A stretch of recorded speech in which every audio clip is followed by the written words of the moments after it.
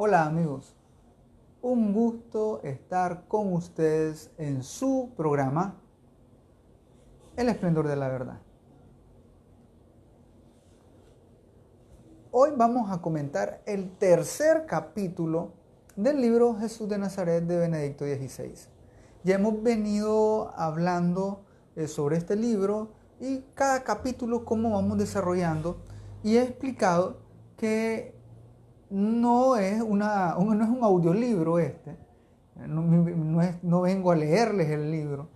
Más que todo, pues, enfatizar en algunos elementos que Benedicto XVI presenta para nuestra reflexión y también para el estudio. Tenemos que tomar en cuenta de que este es una catequesis, por así decirlo. Y Benedicto XVI lo hace de una forma tan sencilla. Bueno, algunos dirán, no es tan sencillo, pero sí, él lo hace de una forma muy sencilla, apta para cualquier persona que tenga un conocimiento básico sobre doctrina de la iglesia, Biblia, ¿verdad? Y lo que pretendemos con este programa, con esta serie de programas, es que se animen a leer el libro, ¿no? Verlo, estos videos, escuchar estas prédicas, no les quita o no es un sustituto del libro. Por lo tanto, qué bueno es que algunos me han escrito y me han preguntado cómo conseguir el libro de Benedicto XVI. Sencillo, lo pueden descargar en internet, en un PDF, o bien pueden buscarlo en una librería católica, claro está. Saludos, ¿verdad?, a todos los que se están conectando en este momento y a través de las redes sociales y también a través de la señal de Radio María Nicaragua.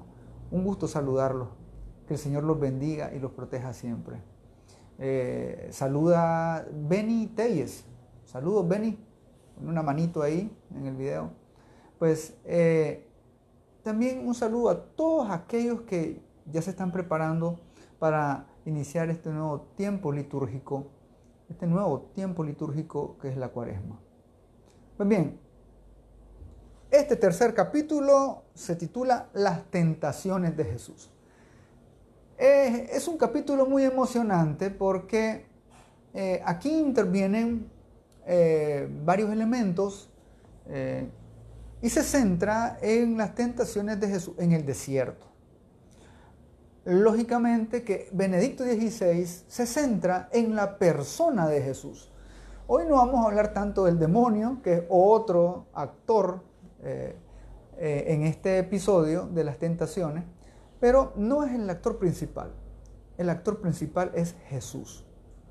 Y nosotros vamos a centrarnos en esa reflexión que hace Benedicto XVI. En el programa anterior habíamos hablado sobre el bautismo de Jesús. Podemos ver que con el bautismo Jesús se manifiesta como el ungido, el Cristo. Eso es lo que significa el Cristo, ungido. Y el Espíritu de Dios desciende sobre él en el bautismo. Hay que tomar en cuenta que Jesús se presenta a sí mismo y presenta su misión en la sinagoga de Nazaret. Si recordaremos ese episodio en el Evangelio según San Lucas, capítulo 4, versículo 18, que Jesús lee un pergamino del libro de Isaías, en el Isaías 61, versículo 1, que dice: el Espíritu del Señor está sobre mí, porque Él me ha ungido. Palabra del Señor, gloria a ti, Señor Jesús. Jesucristo se presenta como el ungido. El Espíritu del Señor está sobre mí. Y este Espíritu, con todos sus dones, como dirá Isaías, ¿no? Los dones de la inteligencia, el don de la sabiduría, todos los 7 dones, la plenitud del Espíritu está con Jesús. que se presenta y dice, me ha ungido. Es por eso que es el Cristo. Cuando nosotros decimos Jesús el Cristo, es Jesús el ungido. Una palabra griega, el Cristo. Ahora bien, los tres evangelios sinópticos, recordemos, Mateo, Marcos y Lucas, nos cuentan que la primera disposición del Espíritu es llevar a Jesús al desierto. Evangelio según San Mateo, capítulo 4, versículo 1. El Espíritu lo lleva al desierto para ser tentado por el diablo. Palabra del Señor, gloria a ti, Señor Jesús. Lo primero, después del bautismo, es ese envío, o mejor dicho, ese impulso del Espíritu que mueve a Jesús a ir al desierto. Pero ahí en el desierto no se va solamente a meditar, a pasar un retiro tranquilo y agradable. Ahí Jesús va a ser tentado por el demonio. Les decía que el demonio aquí es un actor secundario y no vamos a hacer tanto énfasis en él. Tengo otras predicaciones donde hago mucho énfasis en el demonio en esta parte, pero esta vez no. La persona de Jesús es lo que nos interesa.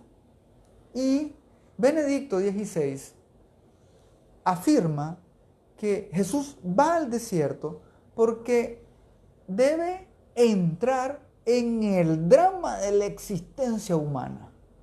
Recuerden que Jesús se hace hombre, verdadero hombre, y por lo tanto, al encarnarse, Él recoge toda la historia, la recorre también, toda la historia humana, desde su comienzo, desde Adán, y la recorre y la sufre hasta el fondo. ¿Para qué? Dice Benedicto XVI. Para transformarla. Esta historia de una humanidad herida por el pecado es tomada por Cristo, pero no por arte de magia la renueva, la santifica, la salvifica, sino que Él, al encarnarse, encarna todo el drama de la existencia humana.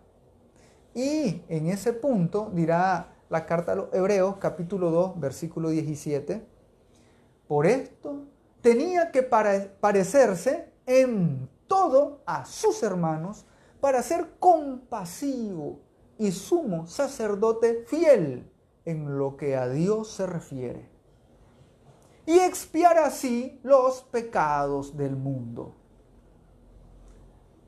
Como Él había pasado por la prueba del dolor, puede auxiliar a los que ahora pasan por ella.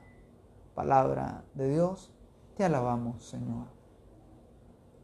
La carta a los Hebreos afirma de que Jesucristo se parece en todo a su hermano. Y más adelante va a decir, excepto en el pecado.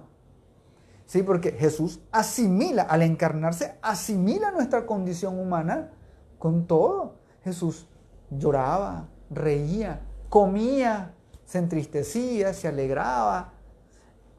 Un ser humano como usted y como yo, sin dejar de ser Dios. Pero idéntico a nosotros, o mejor dicho, nosotros somos idénticos a Él, pero excepto en el pecado. Jesús no comete pecado. Él es el santo de los santos. Es el santísimo que no comete pecado.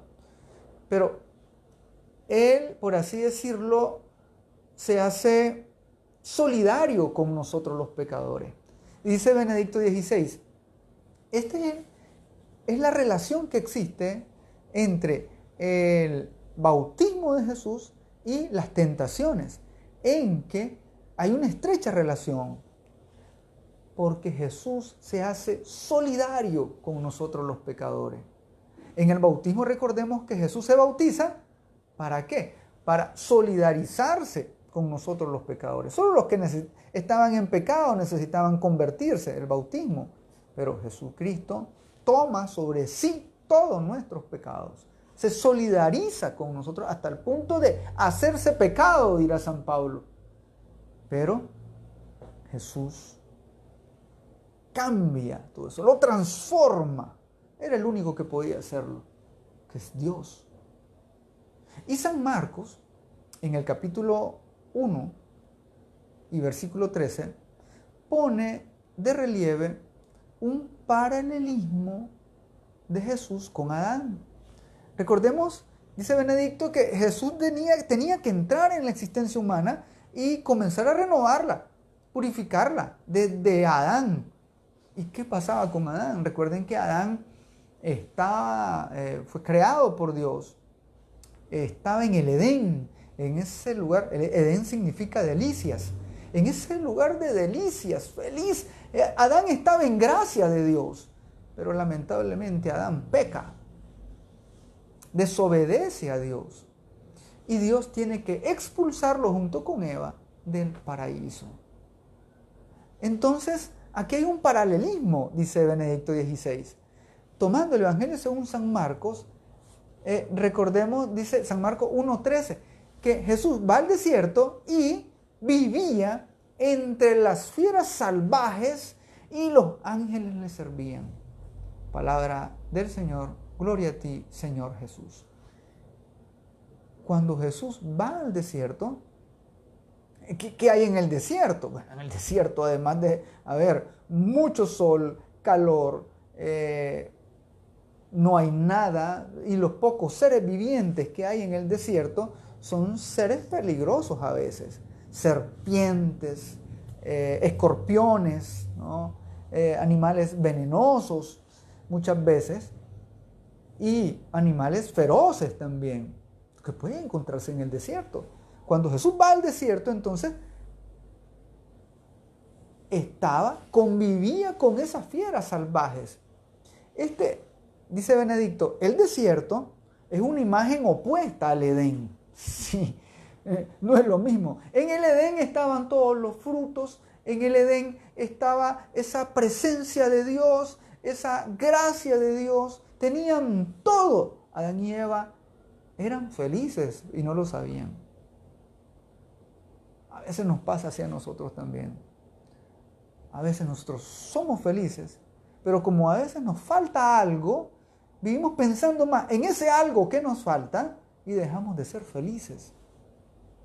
Y perdemos lo bueno que tenemos por andar buscando una felicidad a veces ilusoria. Entonces dice Benedicto, el desierto sí es contrario, es una imagen opuesta al Edén. Si a alguien le preguntan, ¿dónde quieres estar? ¿En el Edén, en el paraíso de delicias? ¿O en el desierto, donde no hay nada, donde te puedes morir? La gente va a decir, pues yo quiero estar en el Edén. Pero hay un paralelismo. También el desierto se convierte en el lugar de la reconciliación y de la salvación. ¿Cómo es eso? El Edén, recordemos que era el Edén, el lugar de las delicias, donde estaba la presencia de Dios, donde el hombre podía hablar cara a cara con Dios, dice el Génesis. Pero en el desierto, ahí en el desierto no hay nada. Pero ahí en el desierto también Dios puede hablarte. Ahí en el desierto puede ser un lugar de reconciliación y de salvación.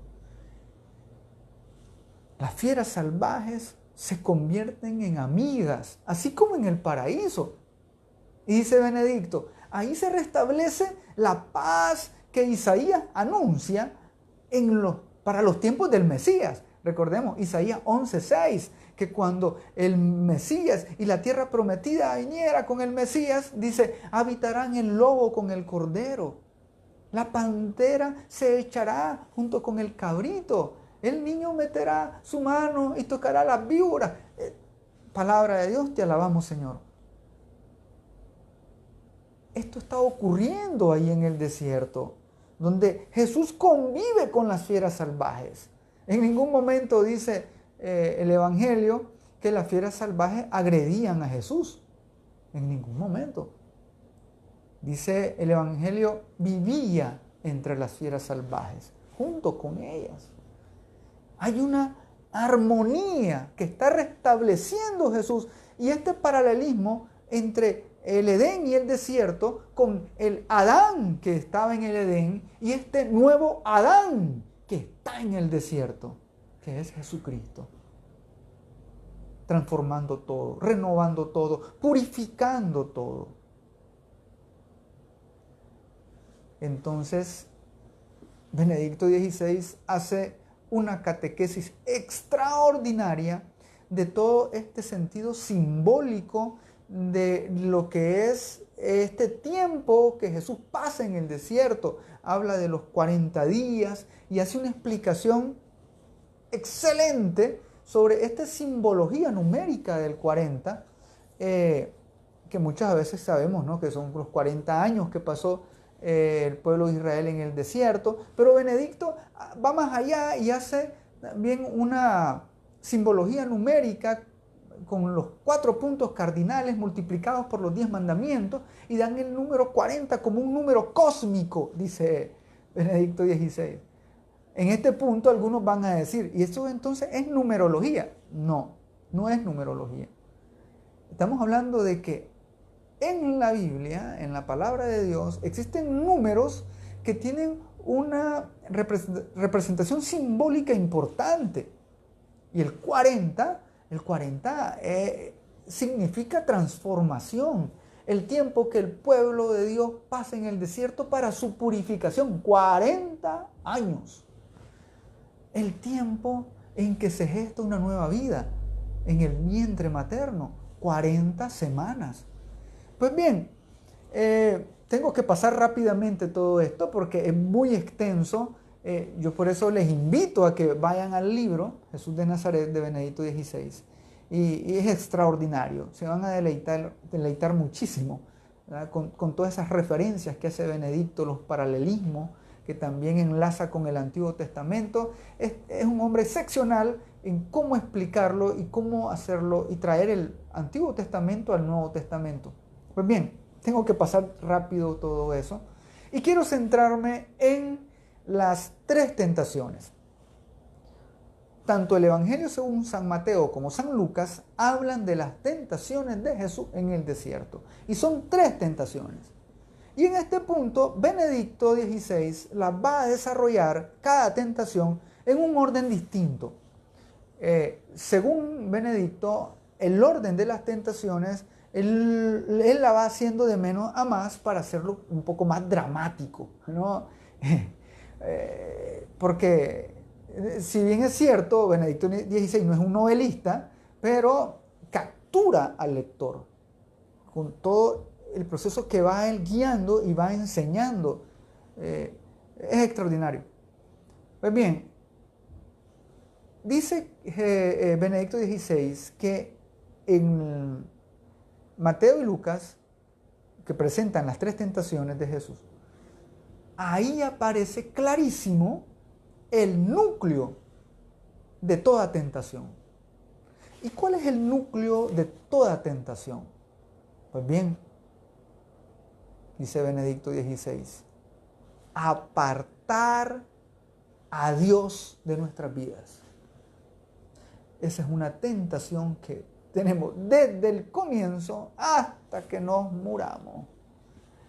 Esa tentación de hacer a un lado a Dios, de relegarlo a ser algo secundario e incluso superfluo y molesto. ¿Sí? Esa es una gran tentación que tenemos siempre nosotros los seres humanos. La vez pasada compartía con unos hermanos y veíamos el orden de prioridades que tenemos. Algunos decían que la prioridad era su trabajo, otros decían que su prioridad era embellecer su casa, otros hablaban de que la prioridad eran sus hijos, cosas muy buenas, pero muy pocos decían que su prioridad era Dios. Porque el primer mandamiento te dice, amarás al Señor tu Dios con toda tu mente, con todo tu corazón, con todas tus fuerzas. Pero nosotros no hacemos eso. Amamos otra cosa.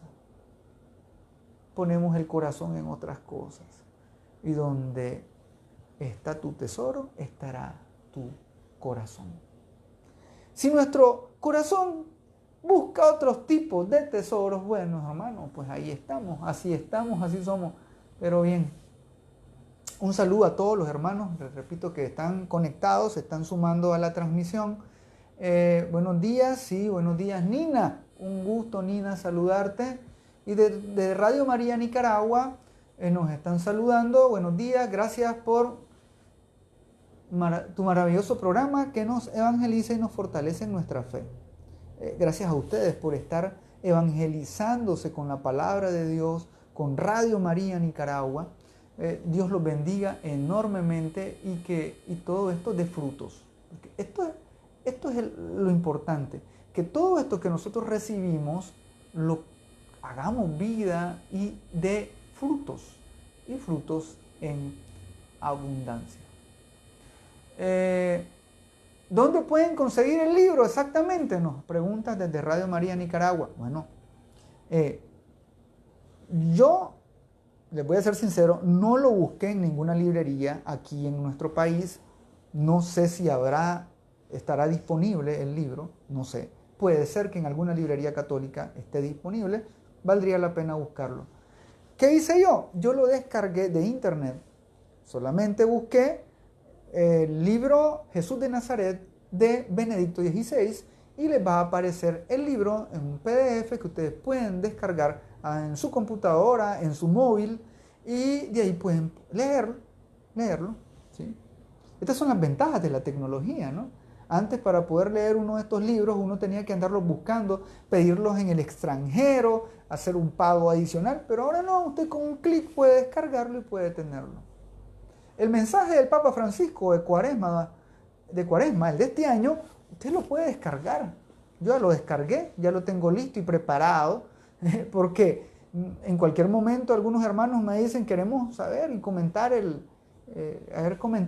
ver los comentarios del mensaje del Papa Francisco. Hay que estar listos y preparados. Entonces, para algunos es difícil por el tiempo y todo lo demás, pero usted lo descarga y usted puede irlo leyendo poco a poco. Esto pueden tomarlo como una lectura espiritual. Esto es buenísimo. Yo lo recomiendo. Es importante que nosotros los católicos hagamos lectura espiritual. Y no estoy solamente hablando de leer la Biblia. Se sobreentiende que nosotros leemos la Biblia. Deberíamos leerla todos los días, por lo menos el Evangelio del día.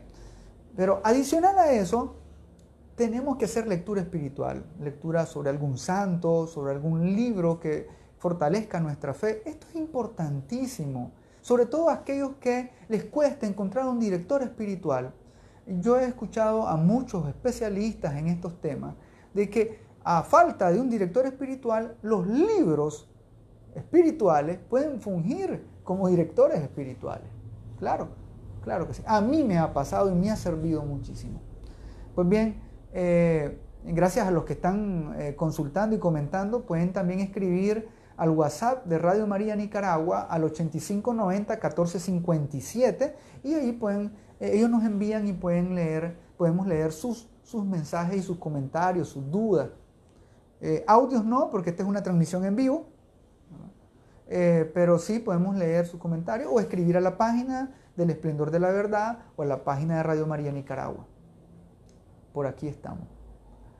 Pues bien, dice el Evangelio según San Mateo capítulo 4 versículo 2 que Jesús, después de ayunar 40 días con 40 noches, al final sintió hambre.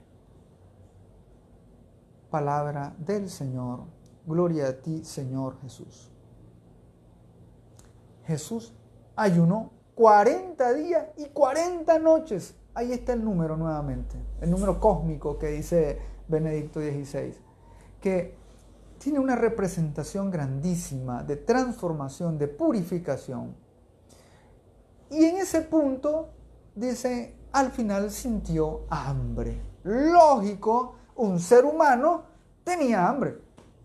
No podemos pensar de que, como algunos herejes que dicen que Jesús era solo un ser divino y que era imaginación, ¿verdad? Su cuerpo era nada más una parte de nuestra imaginación, o la gente se lo imaginaba, o él aparentaba un cuerpo. No, Jesucristo tenía verdadero cuerpo, un verdadero cuerpo, y ese cuerpo tenía necesidades básicas como usted y yo. Sintió hambre. Y es ahí donde el demonio se aprovecha. Es donde aparece la primera tentación. El demonio siempre se va a aprovechar de nuestra hambre. ¿Y de qué tenemos hambre? Bueno, esa pregunta deberíamos hacerla cada uno de nosotros. ¿De qué tenemos hambre? No estamos hablando solamente de un hambre material. Y a esto va a responder después Jesús. Pues esta es la primera tentación. Evangelio según San Mateo, capítulo 4, versículo 3.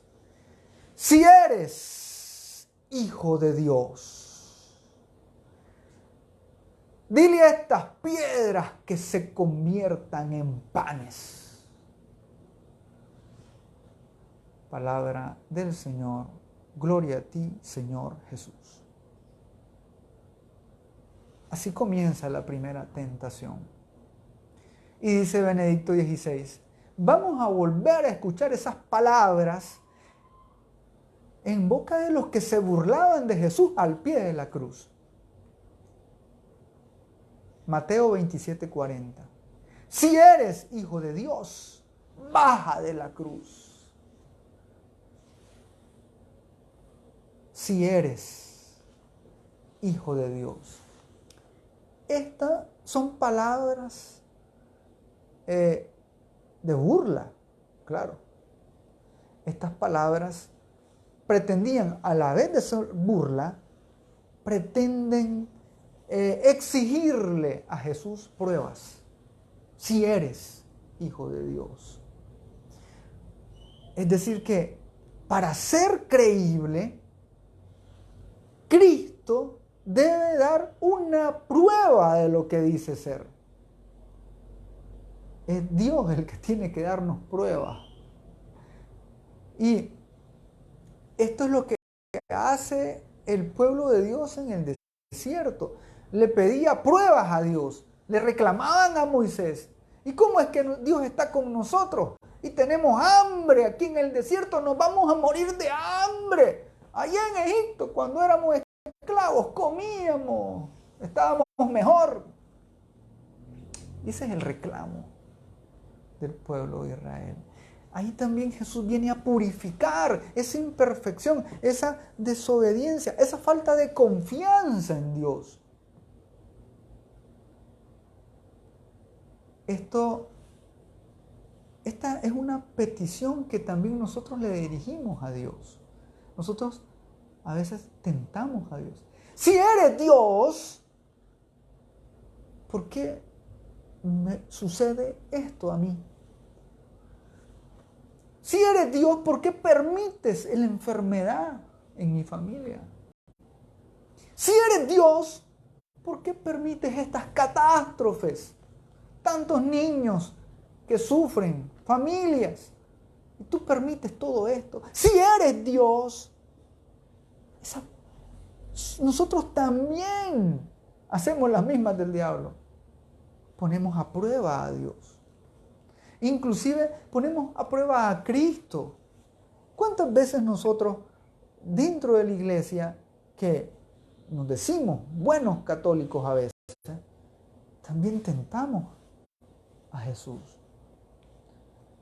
¿Cuántas veces también tentamos y le pedimos pruebas a la iglesia, también a nuestra madre la iglesia? Y esto sucede a lo largo de la historia. Le exigimos, por ejemplo, a la iglesia de que, así como Jesús multiplicó panes, que también la iglesia multiplique panes. A veces se le exige a la iglesia que resuelva problemas materiales, problemas temporales. Y a veces la iglesia no tiene las facultades para resolver, por ejemplo, el hambre en el mundo, la corrupción en los países, los desastres naturales. Son cosas que no tenemos control de ellas. Pero a veces nosotros le exigimos dar respuesta de tantas cosas. A Dios, a Jesús, a la iglesia. Entonces, Benedicto dice que para responder a esta tentación, Jesús utiliza el Antiguo Testamento, utiliza el Deuteronomio capítulo 8, versículo 3. Y lo hace para rechazar al tentador, que dice, y lo trae a referencia en el Evangelio según San Mateo, capítulo 4, versículo 4, que es donde estamos leyendo esta primera tentación. Jesús le responde al demonio: no solo de pan vive el hombre, sino de toda palabra que sale de la boca de Dios. Palabra del Señor. Gloria a ti, Señor Jesús. No solo de pan vive el hombre, sino también de su palabra. Y por eso es que nosotros hacemos el canto, ¿no? Tu palabra me da vida. Confío en ti, Señor. Pero esa es nuestra tentación, una de nuestras tentaciones también. No confiar en la palabra de Dios. Y exigir un tipo de alimento que tal vez nos va a alimentar hoy, pero mañana nos va a tener en hambre. No así Jesús también habla del pan, hasta el punto de que Jesús hace la multiplicación de los panes. Recordemos ese episodio. ¿Y por qué no hablar también, dice Benedicto XVI, de la última cena, donde Jesús mismo se entrega como alimento, como pan? Este es mi cuerpo, esta es mi sangre. Jesús ya no nos vuelve a dar el maná. Jesús se da Él mismo, se entrega Él mismo a nosotros. Y nosotros a veces lo apartamos, lo despreciamos. Qué dolor más grande, ¿no? El que Dios se hace pan para alimentarnos. Y nosotros o no creemos, o si creemos, no nos alimentamos de Él. Y si nos alimentamos, muchas veces hacemos comuniones sacrílegas, porque andamos en pecado mortal y aún así comulgamos. Por eso dice San Pablo: quien come y bebe el cuerpo y la sangre de Cristo en pecado está consumiendo su condenación.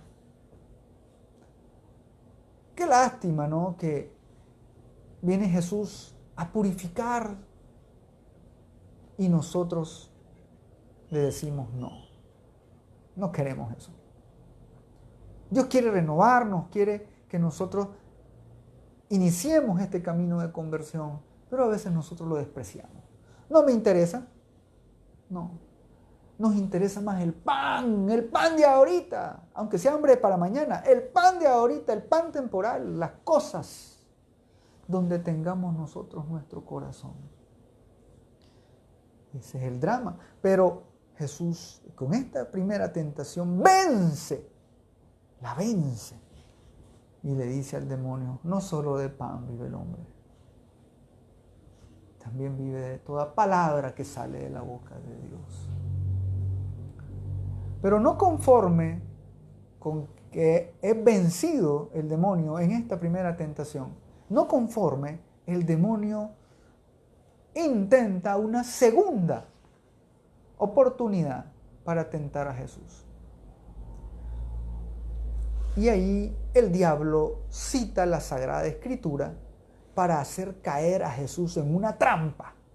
Sí, el demonio cita, en esta segunda tentación, cita el Salmo 91, versículo 11, y le dice: no es que sos Dios, vení, tírate, lo lleva a la cúspide del templo, dicen, y le dice: tírate de aquí abajo.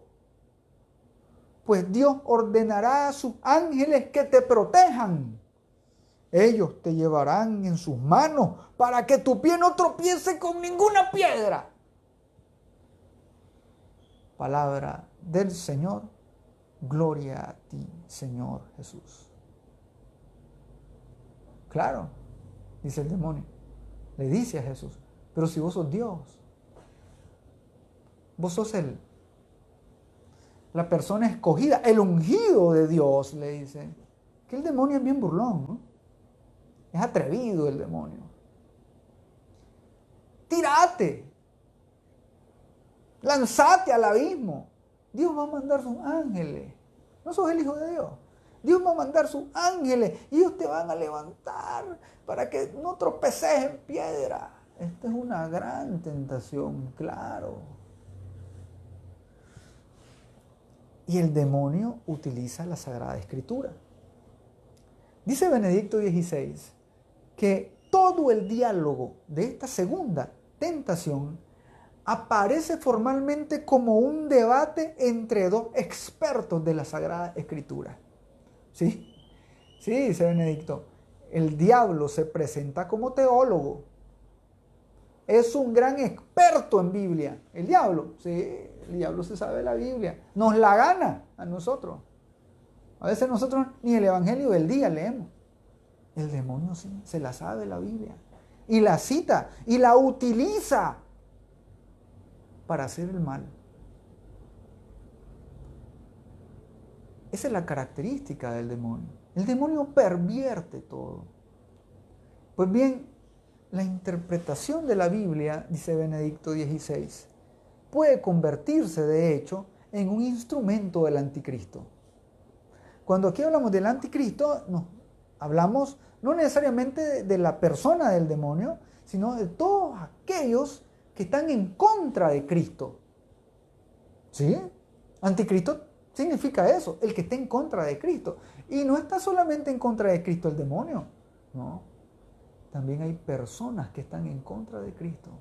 Y esto lo denunciaba San Pablo en sus cartas. Y decía, hay algunos que están en contra del Señor y de su cruz. Sí. Tenemos gente infiltrada aquí dentro de la iglesia. ¿Sí? Tenemos gente que practica doctrinas aparte de las doctrinas de la iglesia. Y se dicen católicos.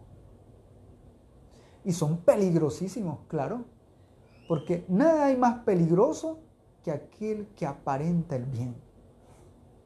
Eso es peligrosísimo. Y lógicamente que nosotros le echamos toda la culpa al demonio, pero nosotros también a veces nos hacemos cómplices, ecuaces del demonio.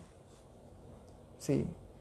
Y a veces hay algunos expertos teólogos, dice Benedicto XVI, que utilizan la exégesis y lanzan resultados aparentes, entre comillas, que llevan exégesis científica y todo lo demás, pero han escrito en base a eso los peores y más destructivos libros sobre la figura de Jesús, que desmantelan nuestra fe.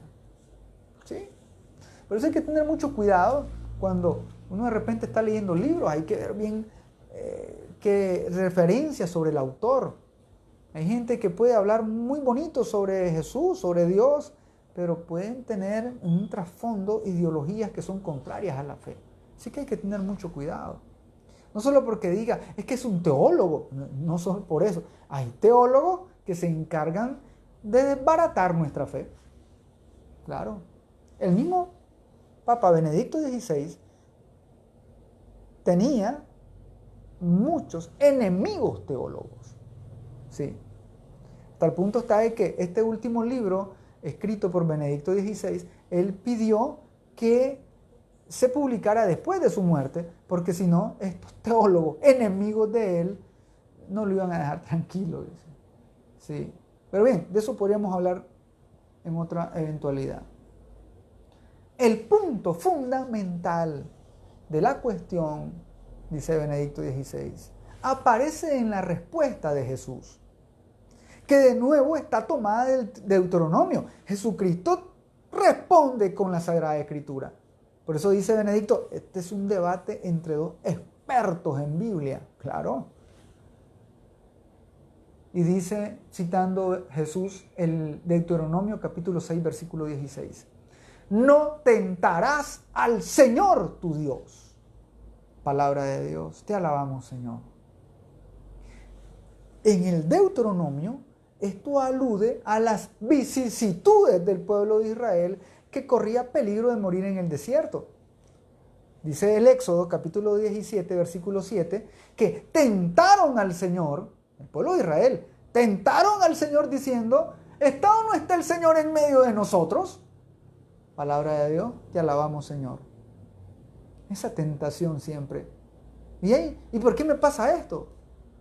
Si yo soy un buen católico, si yo voy a misa, si yo me confieso, y de repente, de vez en cuando, ayudo a la iglesia monetariamente. ¿Y por qué me pasa esto a mí? Son formas de tentar a Dios, claro que también. Esta es la cuestión fundamental, dice Benedicto XVI. Tentar al Señor. Exigirle al Señor pruebas. Exigirle milagros, como muchos fariseos, ¿no? ¿Y? Mostranos señales, le decían.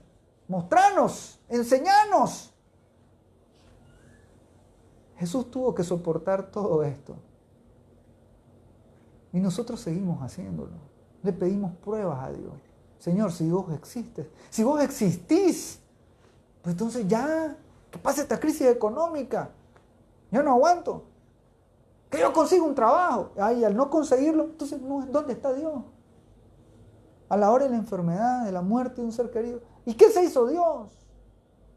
Tanto que le pedí. Y hay gente que hasta se aparta de la fe, porque Dios no le concedió un milagro. Llegamos así entonces a la tercera y última tentación. Benedicto XVI dice que este es el punto culminante de todo el relato. Y para ello utiliza el Evangelio según San Lucas, capítulo 4, versículo 6. Para poner en contexto, en esta última tentación, el diablo conduce al Señor en una visión a un monte alto. Le muestra todos los reinos de la tierra y su esplendor. Y le ofrece dominar al mundo. Oigan lo que le está ofreciendo el demonio. Lucas capítulo 4, versículo 6. Te daré poder sobre estos pueblos, y sus riquezas serán tuyas, porque me las han entregado a mí. Y yo las doy a quien yo quiero. Si te arrodillas y me adoras, serán tuyas. Si te arrodillas y me adoras, todo será tuyo. Palabra del Señor. Gloria a ti, Señor Jesús. Miren esta tentación del demonio. Te voy a dar todo porque todo eso es mío, dice el demonio. El demonio es un gran mentiroso. No es cierto. No todo es del demonio. Esa es la gran mentira en la que caemos mucho. El demonio utiliza como esos espejitos, ¿no? Te quitan tu tesoro y te dan espejitos. Fantasías. Te mete ideas en la cabeza. Imagínense, tentar al rey del universo, ¿ah?,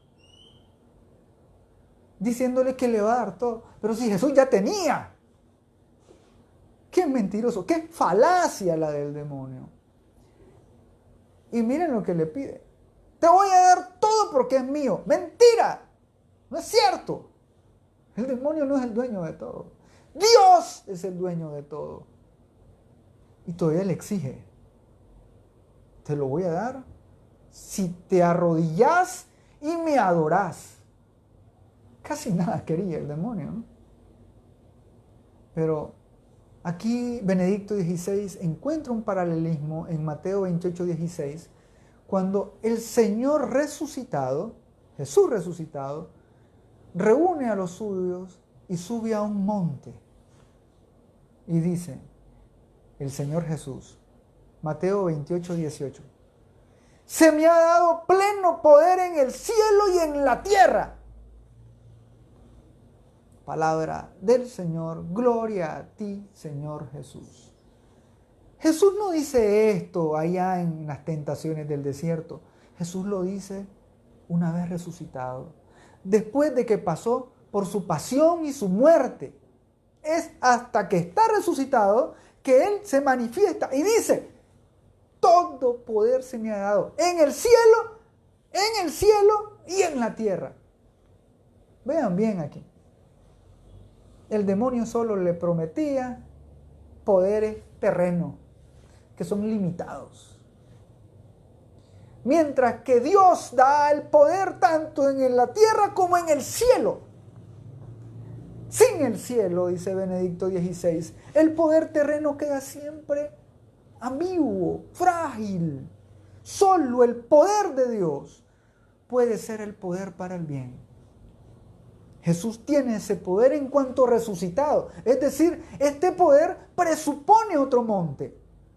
El monte del Gólgota, el Calvario, donde murió clavado en la cruz, escarnecido por nosotros los hombres y abandonado por los suyos. Esta es la tentación. Creer que solo el poder terreno nos va a dar todo. No. Hermanos, nosotros somos hijos de Dios. Y como hijos de Dios, Dios quiere darnos en herencia el cielo. Nosotros tenemos que tener la vista hacia el cielo. Aunque aquí en la tierra no tengamos los poderes terrenos, allá en el cielo vamos a tener lo que Dios nos quiere dar.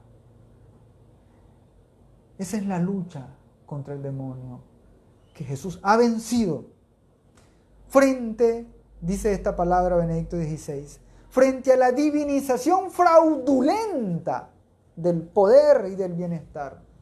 Jesús vence y le responde. Mateo 4:10, Jesús le responde con el Deuteronomio 6:13. Al Señor tu Dios, solo a Él adorarás y le darás culto. Palabra de Dios, te alabamos, Señor. Y así concluye el relato de las tentaciones con unas palabras que dicen, Mateo 4:11, y se acercaron los ángeles y le servían. Ahora sí se cumple el Salmo 91 que dice que los ángeles le sirven, porque ahora sí se ha revelado como hijo y está el cielo abierto, porque este es el Hijo de Dios que cumple en obediencia las palabras del Padre, que tiene que pasar por su pasión, muerte, llegar a la resurrección para así tener todo el poder de Dios. No porque no es que no lo tenía antes, sino porque tenía que purificar a la humanidad.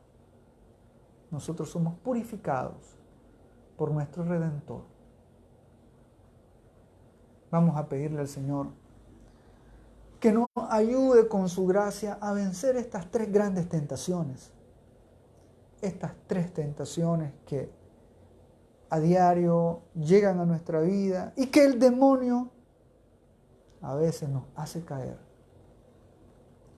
Pidámosle al Señor que nos dé su gracia para que a pesar de nuestras debilidades, como dice San Pablo, su gracia nos baste.